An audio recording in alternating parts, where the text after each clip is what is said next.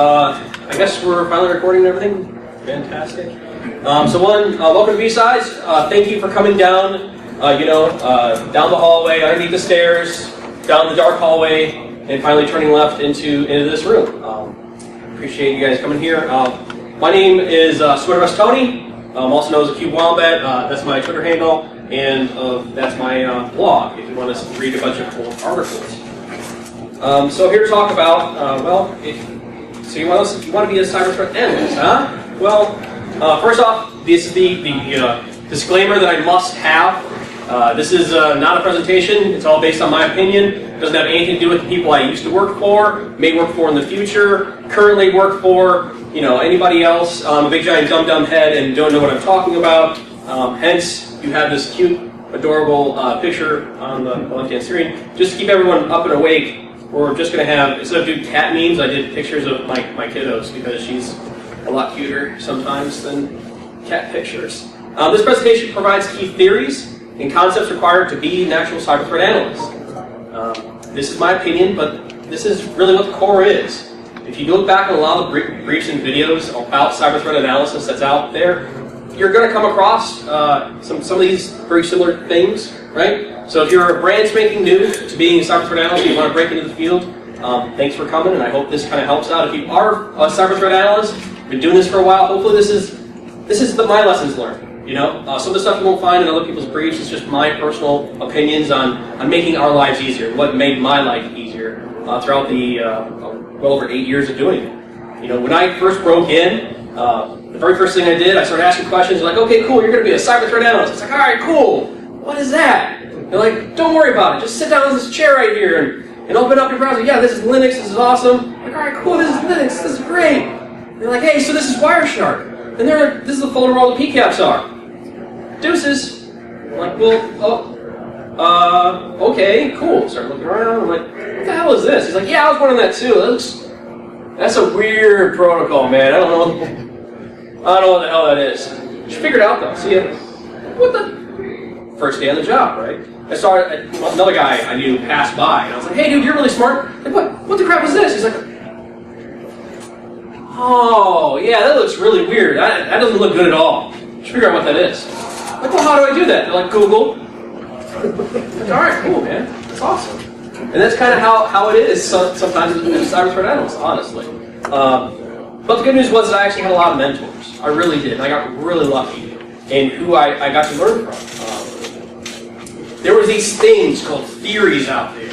You had the Lockheed Martin kill chain at that point. You had the EC Council phases of attacks, so people would actually talk about attacks. And what was really awesome is I got to learn about from kind of like second tier down from one of the guys who wrote the Diamond Model of Intrusion Analysis. So I got to learn about that before it was even published out on the outside. So I got really, really blessed and lucky. It was really interesting, though, is at that time, they were still working a lot of this stuff out, too. And since then, there's been a lot of changes in the cyber threat analysis. A lot of these theories have actually been worked out and kind of massaged out. But looking back 8 years later, for a new analyst, that's kind of what it is. It's like, oh, yeah, this is Wireshark, and yeah, look at that snort head over there. Have fun. Hence this presentation. So if I had to do it again, this is what I wish someone would have sat down and been talking about. So listen, figure out your environment. Not like a security sense. Screw that security stuff. You'll figure it out as you move along. Figure out what your environment is. Communicate and organize yourself like a business. Screw that other intelligence, higher up, whatever. Think about it like a business. You're producing things. Pick a risk analysis model and stick with it. Choose your own attack phases. It does not matter which attack phase you adhere to. Just the fact that you understand how that works, now you can incorporate it. Mitigation and understanding. A lot of people are like, oh yeah, I have a snort software for it. No. Why are you pushing that mitigation? What does that actually do for you as an organization? And how do you actually communicate that up is all important things to keep in mind. If you only remember one thing from this talk, if your brain's making new, I hope that you will be Googling as you walk out the Diamond Model of Intrusion Analysis. Please, the Diamond Model of Intrusion Analysis. If you don't know what that is, that's okay, and even if you've been doing it for a long time, still don't know what it is, it's okay. It's just going to be, it's so useful, It's like doing math with a hand, on pieces of paper, if you will, and suddenly realizing there's a calculator out there. If that makes any difference. The pyramid page, we're going to talk about that and how it actually relates to cyber threat analysis. And if we have time, We're going to talk about trying to avoid being Alice in Wonderland, running down weird rabbit holes as much as humanly possible. Some tips that have worked for me may not work for you, but it's worked for me in the past when I've managed a lot of other cyber threat analysis, or analysts, I should say. How to support a SOC and play matchmaker with that security team. And finally, our more recommended courses, certifications, reading, and hopefully a means to actually break into the industry. So cyber threat, what? This is the problem right now. There's no, in this infancy that we are in right now. It's 8 years, but no one really has a good solid grasp of what a cyber threat analysis is. They'll say, hey, my analyst is going to do, analysis. They'll sometimes work as a second tier backing up a SOC.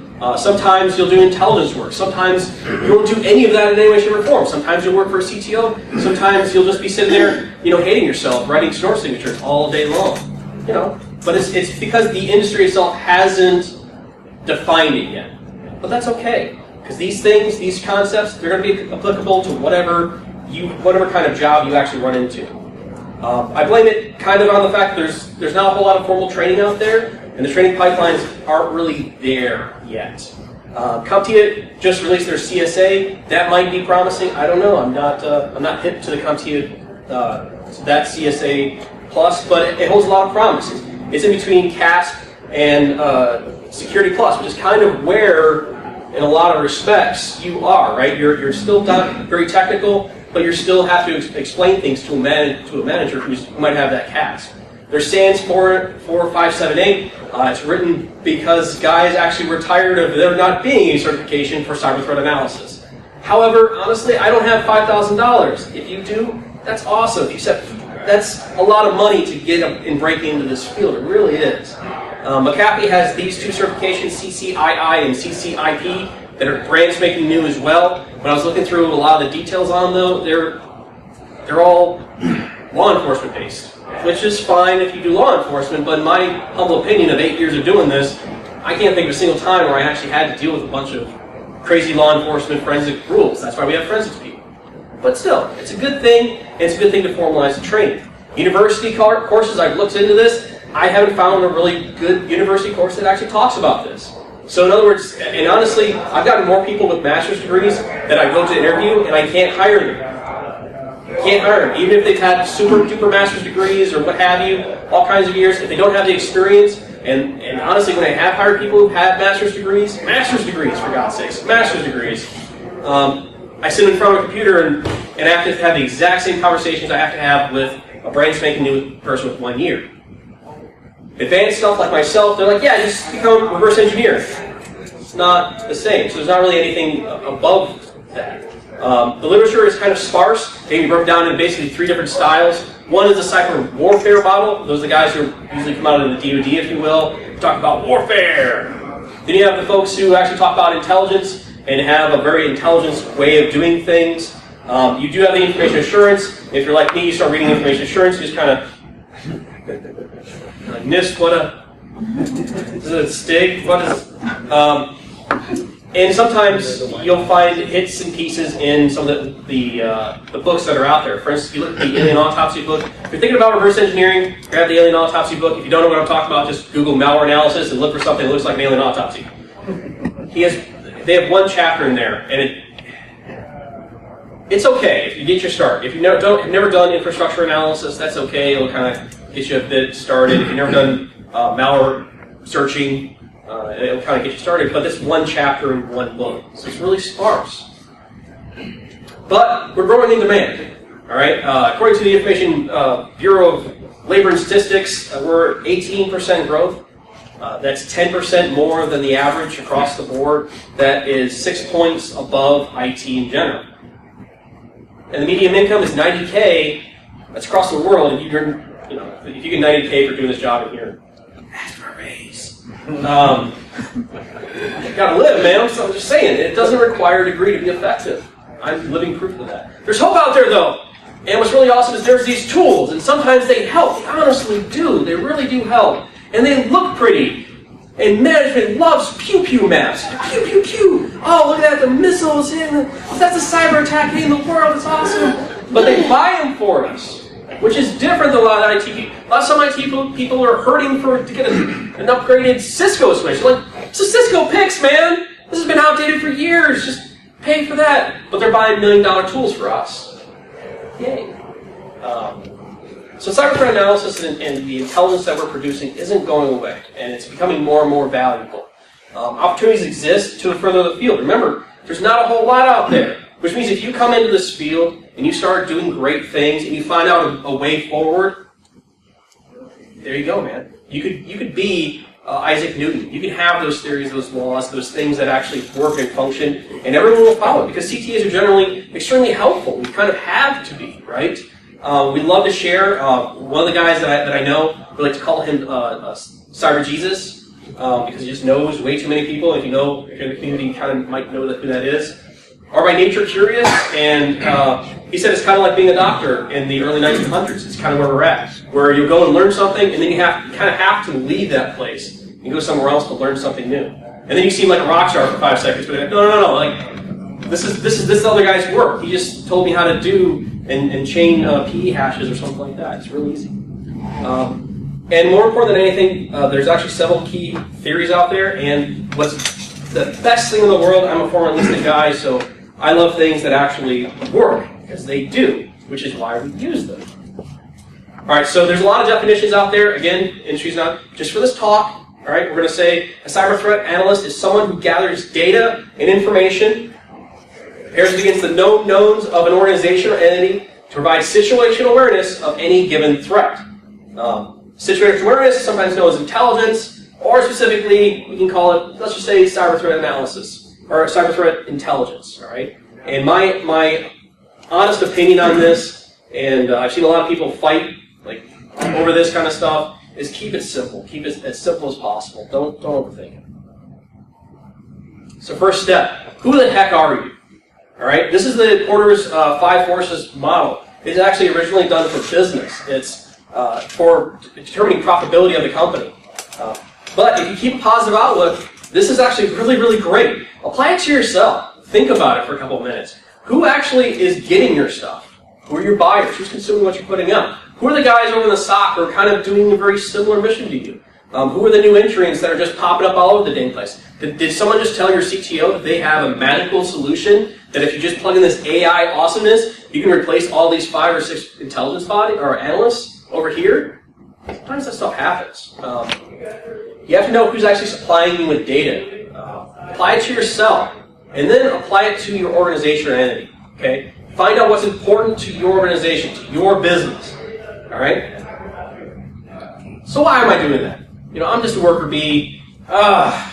Business models. Why am I doing that, right? Well, knowing who your suppliers are will ensure you keep those data feeds, honestly. So if you don't actually control the Windows logs or whatever, you need to know who to talk to, is the honest to God's truth. No matter if you're a manager or not. Knowing who also has very similar missions keeps you in good swim lanes and keeps misunderstandings from actually happening. That will also save you a lot of work, because if they're pulling PCAP for you, why are you pulling PCAP, man? That's not, they're doing it. It was also really important to recognize as an organization is, listen, your organization is probably connecting to a lot of other companies, no matter what it is. It doesn't matter if you're DoD or the IC, or you're actually working for a customer or for a government, if you will, or for a commercial sector. Listen, you're going to have a supply chain involved. You kind of need to know who that is, because you should probably be sharing your threat intelligence with them. Honest to God, truth is, you might actually be the target, even though they hit, if you make pop, let's say you work for an ice cream company, and you produce those little awesome rocket pops, right, that turn your lips all blue, right, and red and everything like that. And you hear about the person who actually makes little sticks, and the person who made the sticks got hacked by a cyber attack.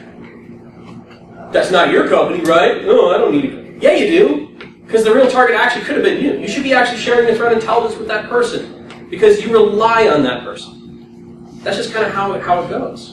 And perhaps,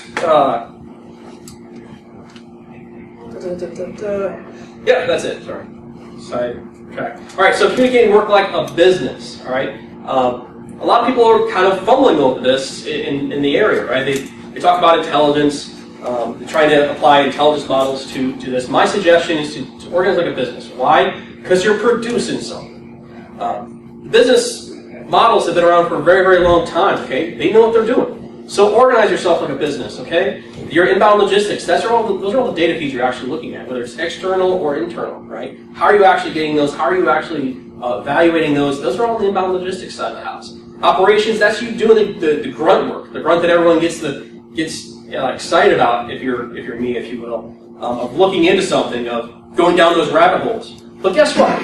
On the equal playing field is your outbound logistics. How are you actually communicating that out? Do you have a method of doing that? What's your process of doing that? It's actually really super crazy important. It really is. Then you have your marketing and sales. Are you actually communicating your information, the way you put it out, with somebody who can actually understand it? Services is all those questions you get from management, and the ways you incorporate those in. Honestly, if your service model is, boss tells other boss, and then it slowly trickles down, and your boss watched something on CNN, and suddenly they're worried about a threat, that's not a good, that needs to be cleaned up, right? So, identifying it like this, breaking it apart, and making it an equal playing field with all those data threat feeds you want to get on externally and internally is important. Trust me. Treat them all equally. Maybe you'll actually spend more money on that pew-pew map because you know it's actually going to give you more funding next year. Or maybe that's actually how your CTO really wants to see everything. He does want to see, he or she wants to see those little missiles coming from Russia and hitting you every day. Fine. He's paying the paycheck. That's okay. It also graphically depicts all of our required processes, so when you actually go to tell somebody, hey, the real reason why I need viral intelligence is because you just bought all these incoming data feeds, and that's great and all, but see this other section called operations? That's my virus total. I don't have anything at all going into to support this operations side of the house. I need a tool for this, and that tool is giving me viral intelligence or domain tools or any number of other things that you can actually get for it, okay?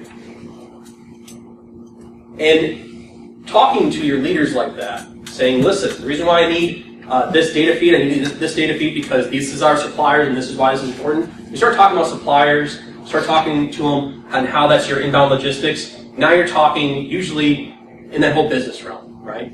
Most of the people who are above us have a business degree. It enables you to actually talk and for them to actually understand what the crap you're saying.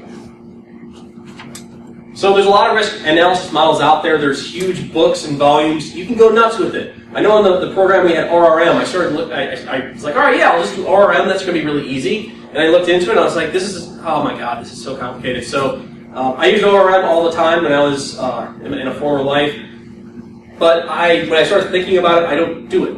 I actually use this little risk rating that I have here, which is the likelihood of us actually detecting it, the requirements to actually impact somebody, and the potential that my organization is actually vulnerable. It's very, very, very simple. You can do this, you can choose your own. It doesn't matter, because the reality of the situation is you should be talking about a phishing email campaign or the next, Russian this or Chinese that. If you're not actually providing that quantitative, meaning you can show how you got there, that risk, with all those potential steps to minimize, when you push that information up, pure confusion happens. Pure traditional FUD. They're not going to understand what the heck you're saying. So, think about it. If your sole job is actually trying to provide information for people to actually do changes, right, to patch their system, to buy that new threat feed or update finally that Cisco PIX, you need to be able to tell them why. And that's where you get into risk. That's where you actually talk about steps to mitigate. Choose your own attack description. It doesn't matter. And it's not a one-for-one if you're familiar with these concepts. What you need to know about this as a cyber threat analyst is really that this is your map in relative time of where data and information could be actually obtained and evaluated. Sounds kind of cosmic, right? Let me put it to you like this. You're not going to find weaponization. That's what we're talking about virus, right? If you see that your average hacker is actually implementing and submitting stuff over into VirusFill or something similar to it, then yeah, you should probably be looking in that pot, because that's going to save you when it comes down to weaponization, because that person's building something for you, right? The delivery side. The reality is you're not going to look into a firewall log for command control communication, not exactly, really, right? It may be 5 seconds of space there. It might just show up as just a connection. You actually really need that full PCAP to be able to find out what is actually going on. So it's just a way to kind of parse things out, if you will. So if you want to learn more about Lockheed Martin kill chain and EC Council, you can go get your CEH. They'll have all kinds of information on the EC Council. Lockheed Martin kill chain, it's free. You can go and download it right. It's probably about time you actually get out of here. If I can ask, I have a hard time just keeping up with my regular Twitter feed. How are you sucking in all this data and really getting it? Because there's just too much is going on worldwide when it comes to cyber. I mean, are you and your team like saying, I'll take these APTs, I'll take these APTs, and you take those APTs? I mean, how are you divvying up that workload so that it's not too overwhelming? So honestly, my thoughts on that, and one, that's incoming logistics for everyone who's keeping track. Honestly, we look at it and we don't care about if it's Russian or Chinese or whatever it is. That's not C&D focused, right? Yeah. I can't be like, oh, well, the Chinese are hitting us, we should care. Oh, the Russians are we don't care about them. So when I start prioritizing, I really do look at the risk, okay? I would look at what is actually occurring. If a new piece of malware comes out and I have mitigations already in place that I know will stop that, then no, I'm not going to spend a whole lot of time reading that report. And for a lot of things can actually be automated, right? Data keeps coming in, so on and so forth. Does that help answer your question a little bit? No. I mean, even as an Intel guy in the Army, I just had too much Intel to review. That's right. And you didn't know what was really going to affect you until sometimes it was too late. No, I understand. I'll talk about it afterwards. I just want to, let me get through this, and then we can probably talk offline.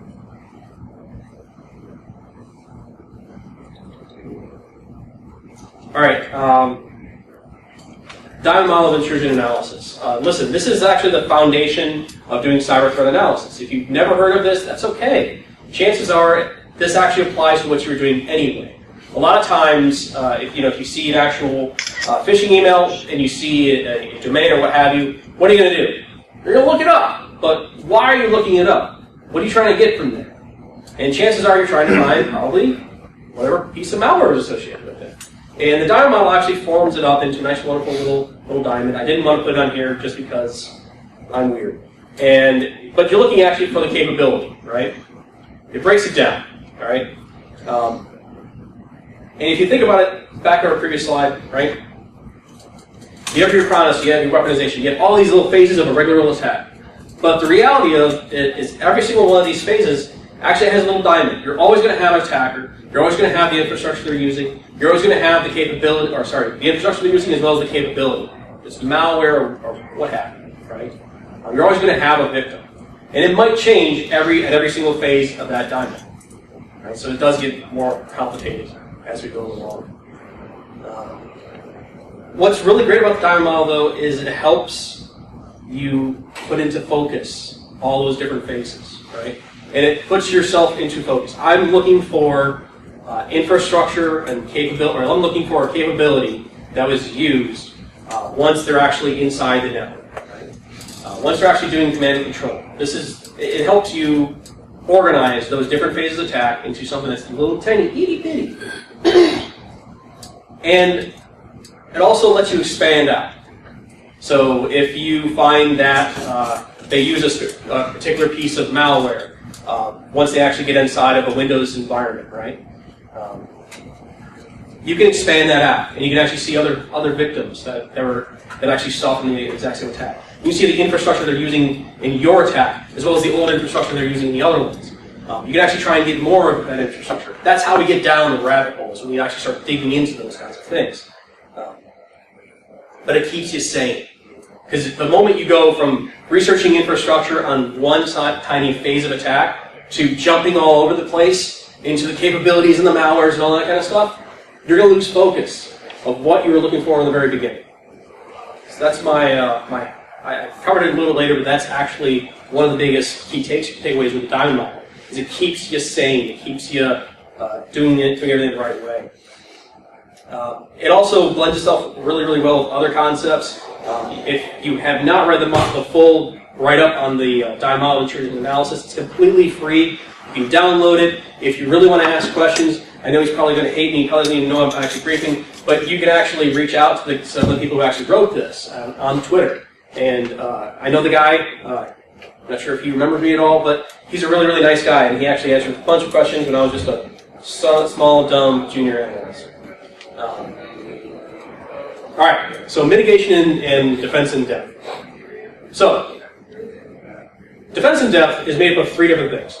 Your people, your technology, and operations. Operations meaning the processes you're actually doing. Technology being, your technology, and the actual people. And they say, hey, this is an industry standard, best practice. You should actually have your mitigations coming through to the defense in depth. So what does that actually mean to us, right? It means that you actually have to, when you're reporting information out, you can't just say, oh, well, I have a source signature, it's fine. That's not enough. That's not fair. You actually have to talk about the people, technology, and the operations. And you have to provide mitigations for all of those things. Luckily, there are models out there that kind of help you organize your thoughts, right? One of those is actually the Lockheed Martin cyber threat matrix. That actually has the 5 Ds of really what to do. But the reality is you can always, let's take the most common phishing vulnerability out there, right? CVE 2012-0158. There's a Metasploit module in there, right? So anybody and their mother can actually build it. There's videos on how to actually build a phishing email using CVE 2002 or 2012-0158, right? But it relies on ActiveX actually running on your Windows machine. So in other words, the guy gets an actual phishing email, gets the little ActiveX warning, the guy clicks on it, and boom, he's hosed, right? Well, that warning is set by policy, right? You could have you could actually have different policies where you can actually strip out attachments out of your email. Yes, that is the same as just unplugging from the internet, but you have to be able to talk to people and say, listen, we can actually stop this in all these different phases of an attack. We can stop this with technology. We can actually stop this by policy that actually implements and affects the operations, right? But overall, what about the people, right? That's a whole other, how do you actually mitigate the people? And we can have malware, or some files that actually strip attachments and look at the actual attachments, see if there's actually malware involved. That's going to be your technology. But how do you actually get to the people? Which brings us to this. So the pyramid of pain. If you've never heard of it, it shows a relationship between the types of indicators you might use and basically how you're actually going to affect the adversary. But what's really funny that people don't talk about all that much? It's a double-edged sword. Meaning, I can throw in something to stop hash values. I can block IP addresses and domain names all day long. Network and host-based artifacts, there are tools out there which help you, right? The actual tools that they're using, the customized tools, whether it be generic or not. You can build rules for those, right? But the very top is TTP. And guess who's at the TTP? People, right? Those people. So yes, it's tough on the adversary when you get to change those TTPs. But tell me a good way to stop someone from clicking on that link sent to them in a phishing email. That's a really hard thing to do, right? So it's a double-edged sword. And you need to understand that as you're presenting all of your other mitigations. Okay. And honestly, if you ever want to see any of the indicators of compromise, you hear that term. You will hear that term if you're a cyber threat analyst thrown out everywhere. The vast majority of those will really be sometimes talking about the tools. Most of those are actually going to be your network and host-based artifacts. And we love us chucking around some domain names and IP addresses. That gets chucked around like crazy. So if you ever hear the term IOC, this is what they're actually talking about. Okay? And this is actually, honestly, how you should evaluate it. and maybe perhaps how you should weight getting those data feeds of all that information. All right, so dance break to summarize. All right, so CTAs evaluate data and information from cyber intrusions, aka activity chains. All right, that's multiple attacks going on, with a focus on those chains with a similar or could impact their organization. The attacks can be broken down into their phases, which is really great. Each phase has at least one diamond model composed of 4 constants: an actor, a victim, an infrastructure, or the capability they were running. And CTAs, well, they know their environment, relatively speaking, honestly. And current mitigations. Armed with that knowledge, we can actually provide situational awareness and intelligence. That situational awareness and intelligence, if you will, should all be based off of a quantitative risk to try and lower the actual threat to an organization. Those mitigations should be holistic. They should encompass those wonderful people, technology, and operations. And if you really want to, my humble opinion, and something that might be really useful to you, is to break them down even further into network, what you do actually for host space, what you can do for your organizational policy. Break them into O&M. O&M meaning someone actually patching their system, but it could also mean the actual security that you're running against it to actually harden it in the first place. And lastly, of course, training and awareness to your users to hit that top tier of the pyramid of pain. And also, always keep in mind that the fact that you can look at that pyramid of pain and know for a fact that a lot of these will be either bypassed or bypassed at a certain level. Whether it's going to be really easy, like a hash file, or an IP address that can be bypassed, or if you're actually going to try and keep on pinging on that really hard to hit top tier, which is, of course, just a user clicking on a stupid link. And I think we definitely have time. Awesome. So now we're just going to cover the tips on collaboration, avoiding being Alice in Wonderland, SOC, and recommended courses. So tips on collaboration and pivoting. Honestly, set time limits. That whole operations piece, 4 hours is my humble opinion. Don't go beyond that. If you're looking into one piece, one indicator, one piece of that diamond, and you're starting to grab information on that piece of malware, and you hit the 4-hour mark without finding anything new, stop. I've seen people go a week looking into one piece of malware. And they have the entire life story, but they got that entire life story in the first 8 hours. The rest of the time, they're just like looking into looking in the secret blogs over in Russia somewhere. Like, this guy actually was talking about it. Just relax. Gone down the rabbit hole. So set time limits. Otherwise, we'll go bananas. No matter who talks about it, automation is no substitute for talking with your fellow analysts. All right? Yes, you did get that report in an automated fashion.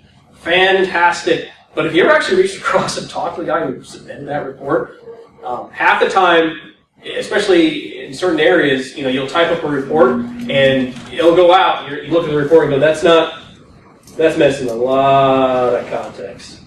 So talking with the actual analyst who submitted that report will be able to tell you what's going on. Some of those guys are as easy as a phone call, or girls, I should say, or an email, sometimes even as a Twitter account connection, right?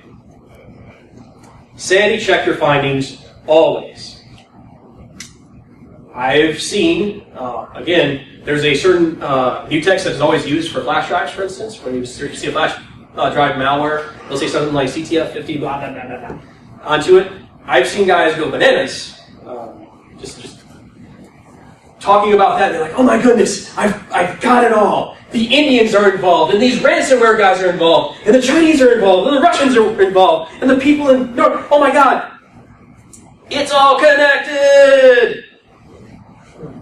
No, not at all. That's not how that works. But sometimes it is really hard, even for me, when we're looking through stuff, and you gotta have some kind of sanity check. Because you might miss a domino, honestly. What I mean is you're actually constantly building something related to something else. So if one of those dominoes falls or gets pulled, then all your theory just goes down the poop. So having someone come around and actually fact check it, sorry, is really important. Look into one indicator at a time, and one section of the time model at a time. Always take lots of notes, which is just kind of, important. Always make sure you actually include your links. Because sometimes when you're chasing a rabbit, you'll go a week without ever, like, where did I find this connection? And you have to redo all your analysis. And ask questions, even the dumb ones, and you may actually be surprised. And of course, how to be a good matchmaker. So, despite the political climate, in the word fences, all right? So Robert Frost said it first, he said good fences make good neighbors. And the reality is it does. But that poem is actually talking about two people coming together and talking about those fences. And that's the reality, man. Talk to your SOC analysts. Talk to the guys who are doing your data feeds. Talk to the people that are outside of that bubble that we already kind of defined earlier on. Talk to them. Find out how they can actually talk back and forth. Mend the wall, if you will, to make sure you're actually passing the right information. You still have your specific swim lanes, but you're able to talk back and forth. It's as simple as that. It really is. Well, I should say, it's as simple as saying it, and then as difficult as actually dealing with some, people, which could be really, really difficult. And with that, don't talk to management. Honestly, sometimes management is not your best friend. It always depends. It really does. I would rather talk to an analyst any day of the week over in another shop before actually talking to a middle manager, because you get fiefdoms being stood up really, really quickly, and you should be kind of worried of that. My suggestion, honestly, is talk to the worker bees who are just trying to do their job, who are usually the experts over there anyway. And find out, honestly, what actually helps them do their job. You have to remember, again, you're not only the only consumer, right? You're producing this intelligence, right? How are the people over the SOC actually using it? I remember very clearly someone going, hey, yeah, you keep on sending this over in CSV. You realize that's just a pain in the butt, man. I got to throw it in Excel and do all these things, and then, it's really annoying. Why do you keep sending it in CSV? And I was like, I thought you guys wanted it. You don't want that. Because we actually have it all broken down in Excel. We can convert it to CSV for you. They're like, that's stupid. Don't ever do that. Same thing with like the Stix taxi thing, right? Sometimes an actual Excel spreadsheet is so much better than I need to stand up a taxi server to automatically send this as humanly possible. Sometimes it's just useful if once a day you just shot me an email with your Excel spreadsheet on it. I'm a happy camper, honestly. And again, target those worker bees. Recommended reading. There's a lot of books out there. Listen, you can read into those ones that are warrior-focused. You read into the ones that are intelligence-focused. You can read the ones, God help, honestly, anyone in this room can read an RFC and a NIST publication and all that stuff and just be like, this is amazing! You are amazing to me. Not me, all right? So after having all these other recommended books, I can't just tell you, hey, read this book, read this manual, and you're going to be there. So I'll suffice to say, listen, these are the things you kind of need to know. One that everybody knows or everyone should know, which is the 10 Commandments of Intrusion Analysis. One of those is, don't trust a packet you didn't make yourself. Best. Honestly, the best piece of advice I've ever heard. Don't trust a packet you didn't build yourself. Because all CTAs are paranoid. It's a good thing. This is really important. I think this is one that not a lot of people actually know. This was submitted before the APT1 report. Everyone always kind of points towards APT1 and like, oh my goodness, this is so great! But believe it or not, these guys are actually putting out a little bit earlier, not that much. It's actually the Crazy Aussies. This, man, if you've never read this paper, I highly encourage you to do it. It's Command and Control in the 5th domain. Seriously, read it. It was done, I think it was done actually in 2011. And honestly, I have yet to come across a write-up, period. Any write-up. This is 26 pages. You have blog posts that do this like, it's like 5 or 6 pages, and you're like, man, this is really in-depth. Oh my God, this is 26 pages. Pages of article that's like 2-sided. So there's like 4 columns there in little teeny tiny print. So you want to watch it on a laptop so you can actually zoom in if you're old like me. And of course, the one that kind of everyone forgets about, which is the CJCSM 6500, or 6510.101 Bravo. This is actually how the military does cyber incident handling. Why is that really important? Well, the military, for a couple reasons. One, military always tries to make it as easy and as simple as humanly possible for someone to read. right? So it's easy to digest for the most part. I mean, it is military manuals, but you know, you can still read it. You can still find out what's going on. It also lays out a lot of the incident response. So if you have no idea, if you're coming from the intelligence side of the house or like a sysadmin kind of house, you don't know how a SOC actually runs, read the CJCSM 6510. I've been into a lot of SOCs. I've talked to a lot of folks. And the honest to God truth is they all do it the exact same way. It's like they'll start off by saying, well, we do it this way here. And you're like, that's the same way everyone else is doing it. So this will actually get you a good solid standard, honestly. If you're breaking in, Excuse me. I just want to share. I work on that. We host that site. So we're moving our web host. So by April or June, that won't be valid anymore. That's okay. Honestly, if you don't just Google CJCSM 6510, you'll come. Honestly, that's what I did. I'm lazy as soon as possible. Listen, being a CTA takes one overarching capability which you may or may not actually have, and you should really ask yourself this question: are you curious? And honestly, are you tenacious? This job is not easy. It sucks. It's a lot of brute forcing. A lot of people say, "Oh, well, I can automate that." No. Trust me.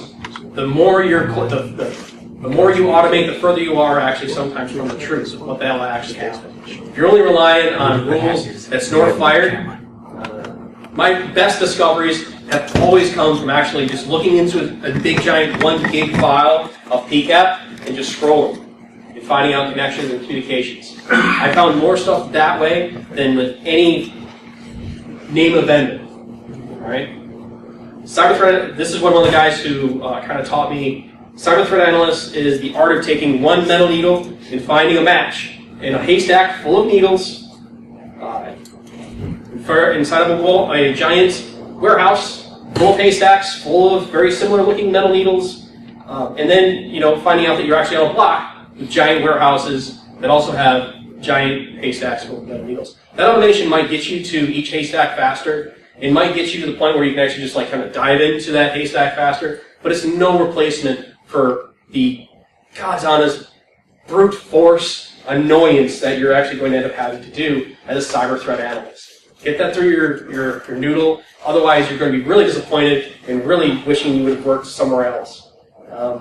If you want to try and break in, if you have that about you, honestly, one of my suggestions is serve your country. And that seems kind of vague, but the reality is we're close to DC, all right? That's why I'm actually saying that, all right? There's a lot of DC organizations that are actually serving this great nation of ours, if you will. You could probably find a job there. In fact, if you looked at LinkedIn, you start typing cyber threat analyst, you're going to find a butt ton of job openings out there. A butt ton. And guess who all are supporting? U.S., right? For the most part. Some of them are banks, some of them are that, and you can always try and break into that way. You can always go enlisted. I strongly advise you go enlisted. Dear sweet baby Jesus, go enlisted. If you actually want to be technical in any way, shape, or form. Usually officers try to do that, and they realize by the time they're 03s, they can never be technical ever again. There's a lot of internships. A lot of big companies are actually in this DMV area. If you're in this DMV area, you're very blessed. We have 3 B-sides and 1 schmoog count that are in this area within easy driving distance. This is Mecca for cyber threat analysis, in my humble opinion. It's not out there in Washington. It's not out there in San Francisco. It's not in Texas. It's actually in this area. Because we have so many people doing this job. And we have so many opportunities. We have Nova hackers. We have all these areas to actually communicate and talk back and forth and actually pick up the dang phone and call somebody. There's been a couple guys who I've never met outside of email who came in and they're like, Sweater's Tony. Hey, man. Nice to finally put a face to you. So we've only talked via email, back and forth, sharing information. It's kind of crazy. I strongly advise you, if you're not from this area and you really want to break into this job, you need to relocate. You might have to do that. You honestly might have to do that. Because there's just so many options out here. And the reason why I'm up here today and talking to you is because I was at DC, the DCB size in 2016, and I watched this. I wasn't not in the front row, but I was pretty close. And there were less people for that brief than for this one. Actually, there were probably more over there, because that guy is really smart and He talks really well. I don't talk so good. You can watch his YouTube video right here. Join the InfoSec community. Come out here, brief. Come out here and volunteer for B-Sides. Talk to people. Join one of the hacking groups. There's all kinds of ways to actually break into and start talking to folks around. And again, CTAs, man, we're all about sharing. We really are. Because we're all trying to figure it out in the end. All right, and it's 9:48. So, questions? Good. Can you talk about your life at work? How's your schedule? So what's really great is when you're a CTA, 9 times out of 10 it's a 9 to 5 gig, generally. It's not you're not on a watch, generally. You were never on call?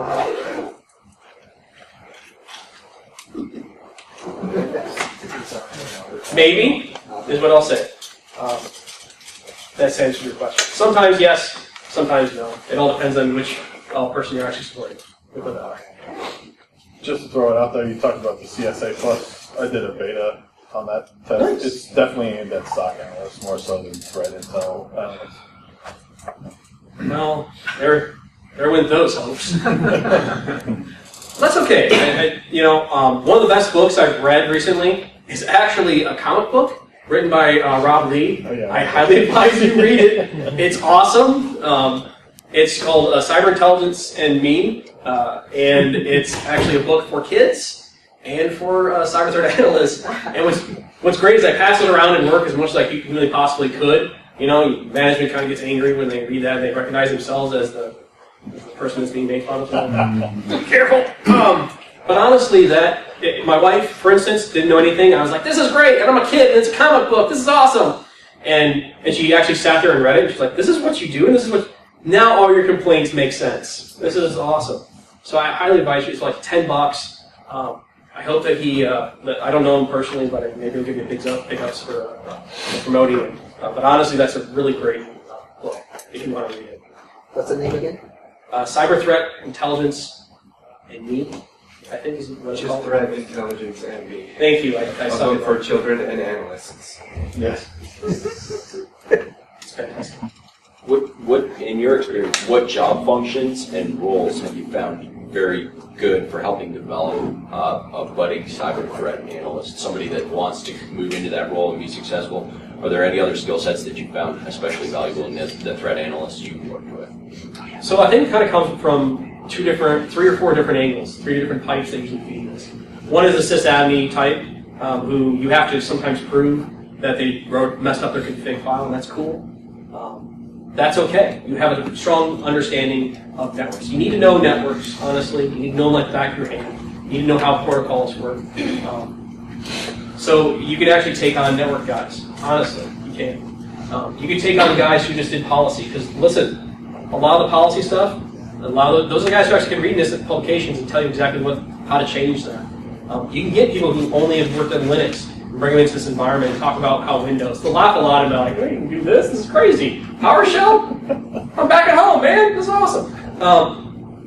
Those feed in correctly. The God's truth is, I've met guys who've had, and women especially, actually, I found that women actually make better analysts than anybody else, honestly. But it all depends on your curiosity and your tenacity to Google and do research. And that's something, I know that's a punt of an answer, man. I'm sorry, but that's the honest to God's truth. Is you can take somebody who has no experience. And I've seen guys who had no experience, literally a kid. He just went through my class and everything like that, and he was the second day. I was like, hey man, can you check out this rule alert for me? And she found like APT threat actor in this like huge organization that no one even when he produced his work, he had people saying that can't be possible, and he's like, no, seriously, look at my work. And it's like, oh my God! So that's what I'm saying about this, is because a lot of these things are still being figured out. As long as you understand the policies or the theory behind a lot of things, as long as you can connect the dots, and I'm hoping this kind of helps, or at least helps you get started on that. As long as you're really curious about things, you can go really, really, really far. You really can. You said you're enlisted? Was your enlisted? I can't say that, because this had to all go through pre-pub. so I can talk about it afterwards, but not in the public space. Anybody else?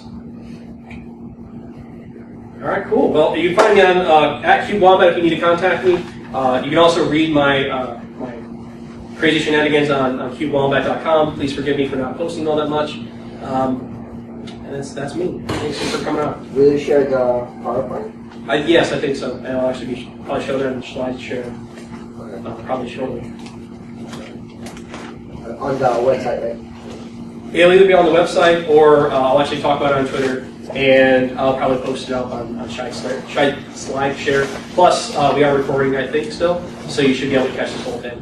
But yes, I will share these slides. Thank you. Thank you very much, and thanks for coming to B-Sides!